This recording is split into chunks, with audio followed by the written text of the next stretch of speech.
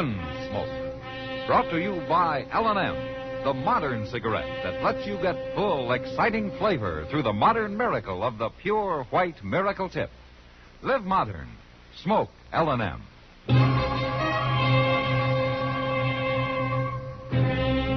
Around Dodge City and in the territory on West, there's just one way to handle the killers and the spoilers, and that's with a U.S. Marshal and the smell of Gunsmoke.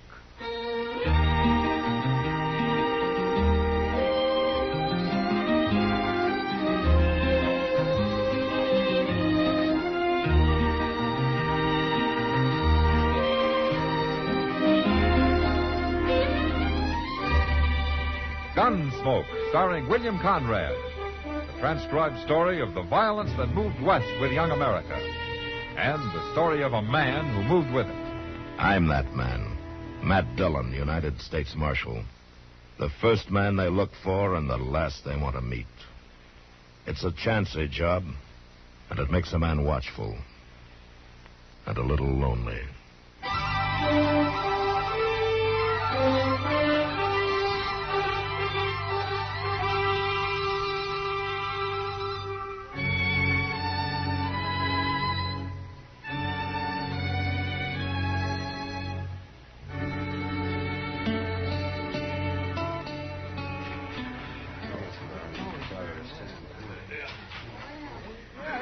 Quiet, neighbors. Quiet now. Oh, my land, Mr. Dillon. I think the parson's going to make a funeral speech. Yeah, it looks that way, all right. I declare if I have to listen to any of that gone to glory talk, I'll just bust a gallus. Well, it can't last too long. Now, quiet down, folks. We got to show the proper respect for this here chap that's deceased. Matt?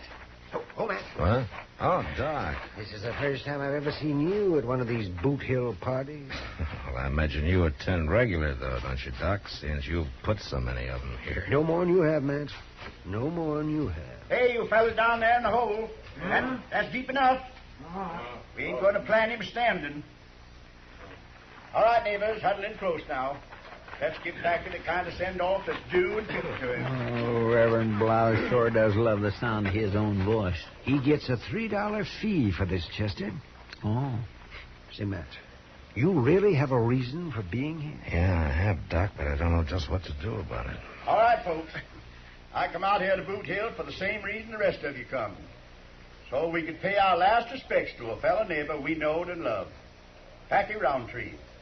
Now, I can't recall I ever seen Packy at any of my meetings. Never seen many of the rest of you there, for that matter. But I still looked on him like all of you did, as a fine, upstanding, courageous, God-fearing gentleman. Good, honest, hard-working. A credit to Dodge City and the whole doggone country round about. Is he talking about old Packy Roundtree, Mr. Dillon? That's what he said. Yeah, but Packy wasn't nothing but a measly, miserable, shiftless old grub staker. Oh, that's while he was alive, Chester. Trail and a safe bedding down in that happy hunting ground we're all a yearning toward. Well, now he's got a long journey ahead of him, folks, so let's get him started on his way. You fellas that's going to be pallbearers, get your ropes looped under the edge of that coffin. We'll put him down gentle-like. Doc, did you ever hear of a sawbones over at Walnut Springs by the name of Stearns? No. Why? Yeah, because that's who signed the death certificate. Well, it must have been some doctor who was just passing through. Yeah, maybe. Something eating you, Matt? Yeah, Doc. All together now, boy. We'll lift him up, lower him into the grave, and then slip the ropes out. Just a minute, Parson. Come on, Chester. Well, I'm sorry, Marshal. Didn't know you was aiming to speak. I'm not. Well, what do you want? Reverend Blouse, I'm going to have to take a look at the corpse. Oh, but Marshal, I told you that his horse rolled on him. Something terrible. He's broke up bad. Well, I've seen men broke up bad before. Chester? Yes, sir? Take that pick over there and pry a board loose on top of the coffin, will you? All right, sir. Now, resent this, Marshal. Why, it's a reflection on my calling. All due respect to you, Parson, but I still got my job to do. Violent deaths have to be certified by the marshal's office. But I told you what happened, and I brought in Packy's body myself. Yeah, that's right, Parson. Already in his coffin, nailed up tight. You about got it, Chester? Yes, sir. There it is. We'll be able to... Mr. Dillon. I see it. Let me have a look here, Matt. I can tell you in 2 minutes what he died. What? Who died of, Doc? There's nothing here but some straw and a bunch of rocks.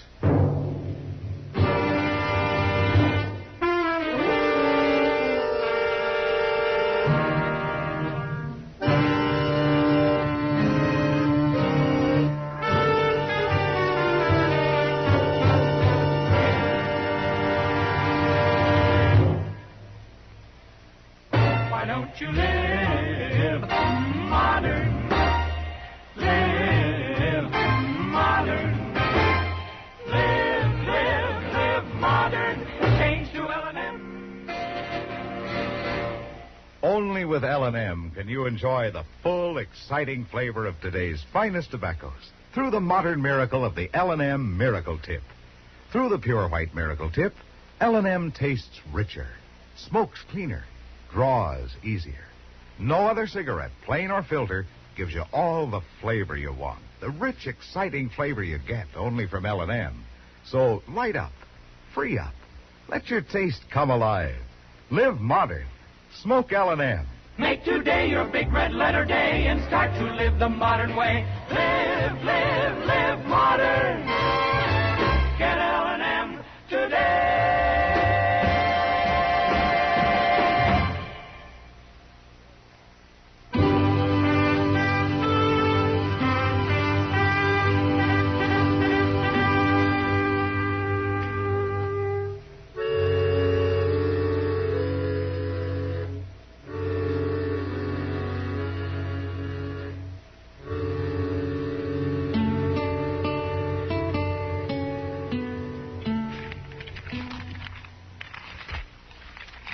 Jackson, Prager, Raymond, Blake, Morales, Snyder, Creed, and...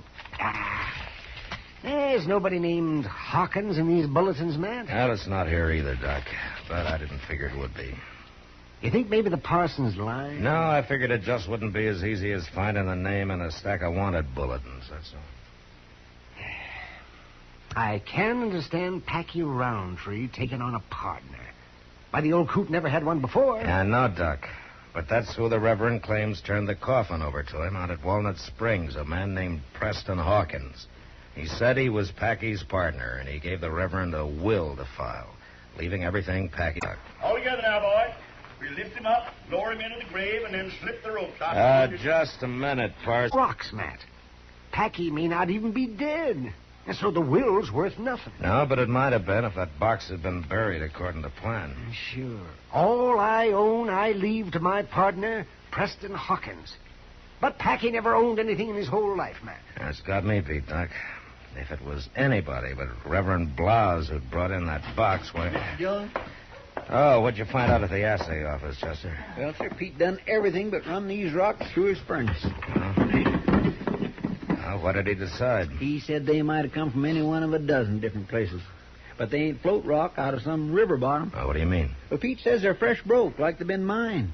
He says they're pretty good ore, lead and silver. Yeah. Maybe Packy did own something after all. And Pete said somebody else come in with a piece of this same kind of rock this afternoon, some stranger. What? Well, what did he look like? Heavy set, beefy. Pete's seen him around town the last couple of weeks. Wonder who it could be. I don't know, Doc. But that's something I'm going to find out.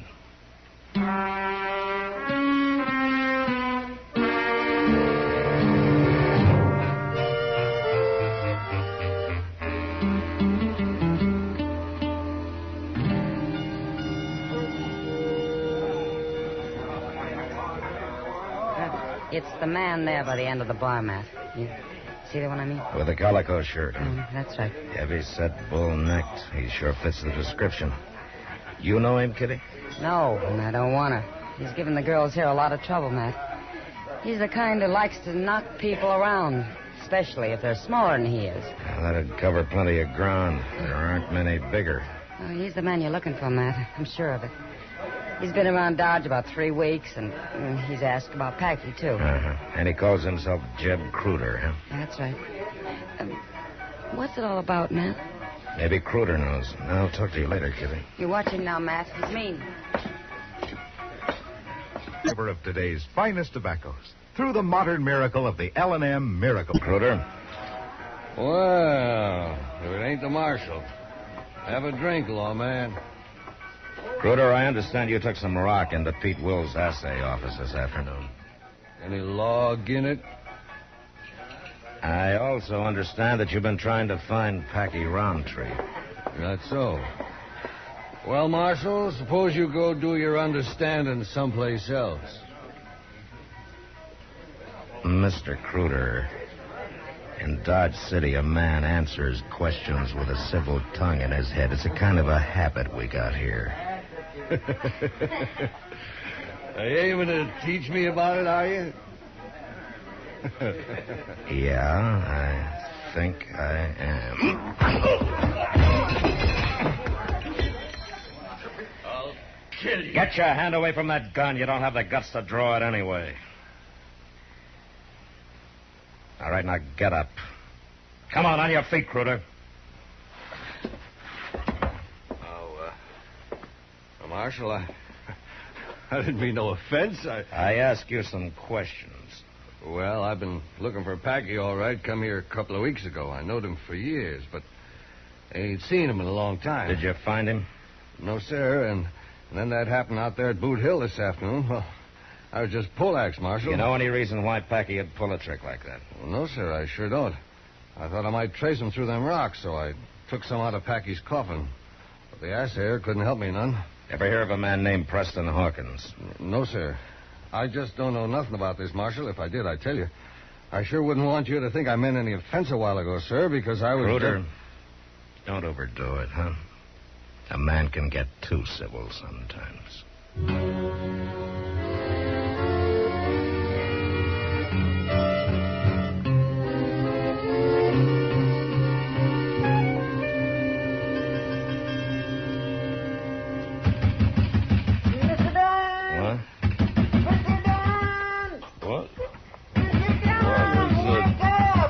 All right. Hold your horses.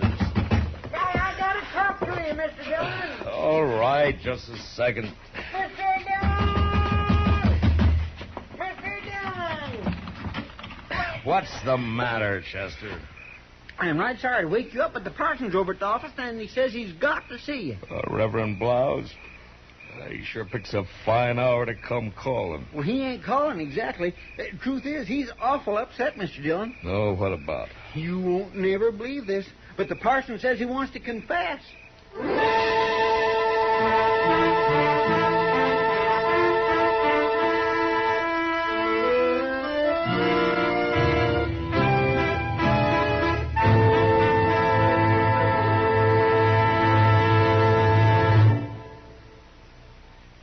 Why don't you live modern? Live modern. Live modern. Change to L&M. Yes, have an L&M. Enjoy a really modern cigarette. A cigarette that gives you all the full, exciting flavor of today's finest tobaccos. No other cigarette, plain or filter, gives you the flavor you get through the modern miracle of the L&M Miracle Tip. Through the pure white Miracle Tip, L&M tastes richer, smokes cleaner, draws easier. So light up, free up, let your taste come alive. Live modern, smoke L&M. Make today your big red letter day and start to live the modern way. Live modern. Get L&M today.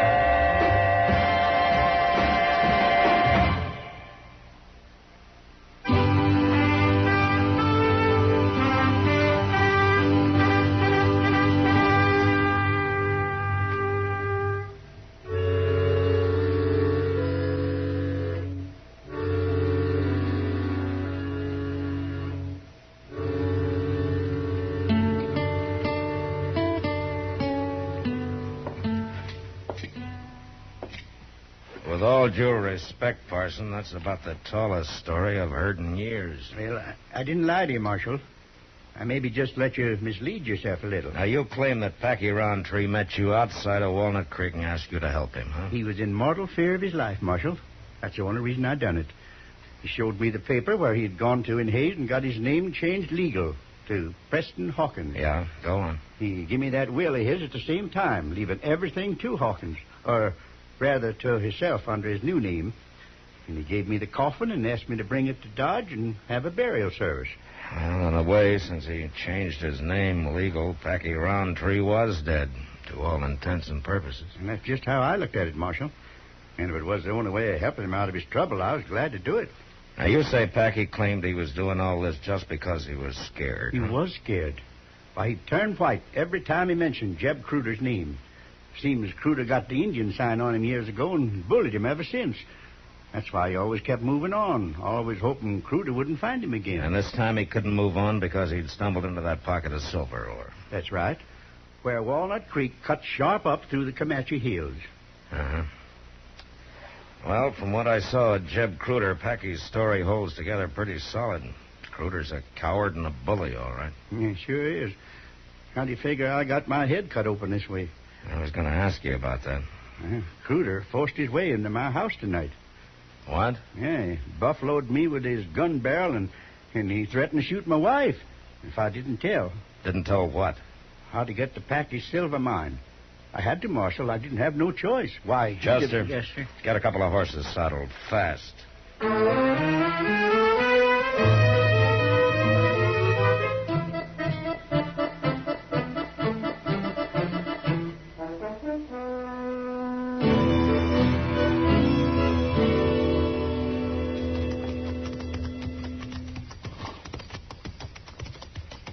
There's smoke coming up over yonder, Mr. Dillon. Yeah, he must have a cabin there in the brush. Now, wait a minute. Hmm? Now, there's the opening to his mine shaft there. Well, I declare if that don't beat all. He sure has got things mighty well hid. Mr. Dillon? Yeah, there's a horse tied in the bushes. I wonder if by any chance... Hit the ground, Chester. There goes somebody running. Across the creek. Yeah, and it's Jeb Cruder. Well, he's heading for the mine shaft. Hold it, Cruder! He run inside. Yeah, but it's probably the only way back out. Come on, Chester. Darn fool. Ought to had better sense than to run for a place he can't get out of. I guess he was surprised. He wasn't expecting anybody to ride in on him. That's fair enough, Hollers. Now you stop right there in your tracks. Why, it's Packy Roundtree. Yeah, just take it easy, Chester. Fine darn thing. Man works all night in his diggings and can't even get his breakfast out. Somebody shooting up a ruckus. Well, doggone if it ain't the marshal. Morning, Packy. Yeah. Or Preston Hawkins, I guess it is now. Oh. Well, I reckon you know the whole story then, huh? Yeah, and so does Jeb Cruder. Cruder? We just chased him into your mine shaft over there. Oh, you don't say so. Oh, now, that's mighty interesting. Yeah, we were just going in after him. Packy. I reckon he'll keep for a while. Let's sit down. Look, Packy, I think we've No, got... sit down, Marshal. That's the only way out. He can't get out no other way. Yeah, we might as well for a minute. Yeah, now, I want to tell you about Cruder and why I done what I done. You see, the fact is, Marshal, I'm a goddamn coward. Oh, what do you mean? Well, I just ain't got the courage most men got. When it comes to Jeb Cruder, I ain't got none at all. I want to tell you about 3 years ago, out in Montana Territory, when I thought I'd got clean away from him. I had me little flock of sheep, built it up from nothing. Then Cruder showed up again. He hog-tied me, Marshal, to make me sign over the sheep to him. Look, I want to show you my legs here. It's how come I limp like I do. Packy, later, huh? Could we hear the rest of it? He held his gun 6 inches from the calf of my leg and put a bullet through it. I wouldn't sign. Then he put a bullet through the other one. I signed, Marshal. Well, he ought to be hung doing a thing like that. What? Merciful heaven, well, that come from the mine shaft. Yeah, right on time. Well, that's darn good fuel. Come on, Chester. Let's see if we can get him out of there. Oh, no, Marshal. You can't go in there. Huh? No, not now you can't. See, I worked all night and got me around to drilling. 13 holes and loaded them up. 5, 6... Yeah, I touched them off just before I went up to the cabin. But you don't understand. Cruder's in that shaft, Packy. Cruder? Oh, Oh, doggone if it didn't clean slip my mind, Marshal. 7, 8. There's 9. Ah, that was a darn good round. Brung down a lot of rock. There's 10. I reckon I'll stick to this brand of fuse from now on. Packy, what am I going to do with you? It ain't pleasant to be shot in the legs, Marshal. That's 11. Sure hope the parson kept that coffin I built. Come in handy if we can find anything to put in it besides just rock. That's 13. I guess that's the end of it, Marshal. Yeah, I guess it is, Packy.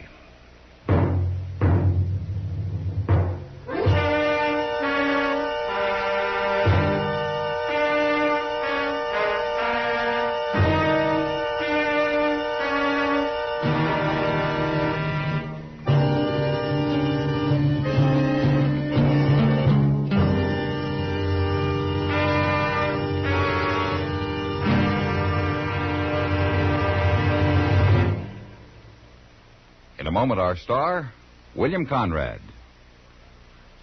Have you ever asked a naturalized American how he or she feels about the business of voting? If you have, it's probably given you a whole new slant on the matter. To those men and women who were born in other countries, the right to vote is a precious privilege.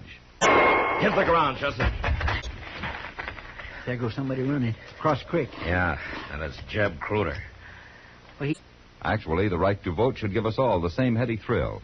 It is we, you and I, who determine the course of our country and the conditions of our own lives with those votes we cast on Election Day. Just one reminder, make sure your opinions will be counted.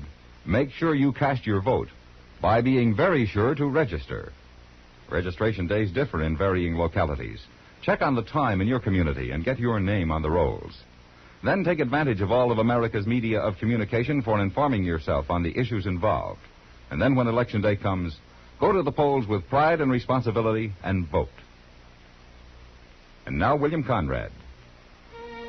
You know, it took a lot of courage to stand on a frontier street facing some gunfighter who wants to take your life. Yet next week, a man does just this, knowing full well that he can't even draw his gun. And that was the West.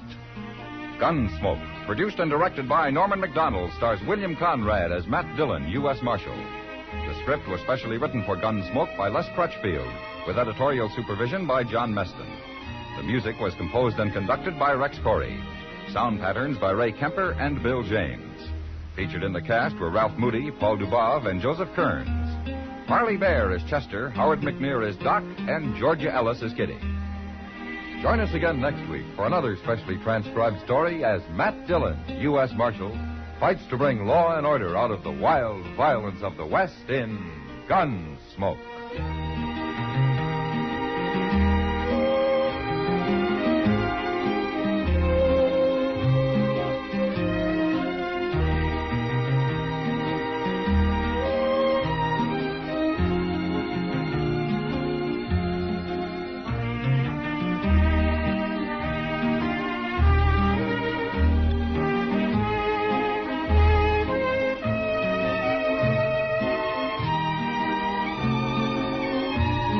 We can get him out of there. Oh, no, Marshal. You can't go in there. Huh? No, not now you can't.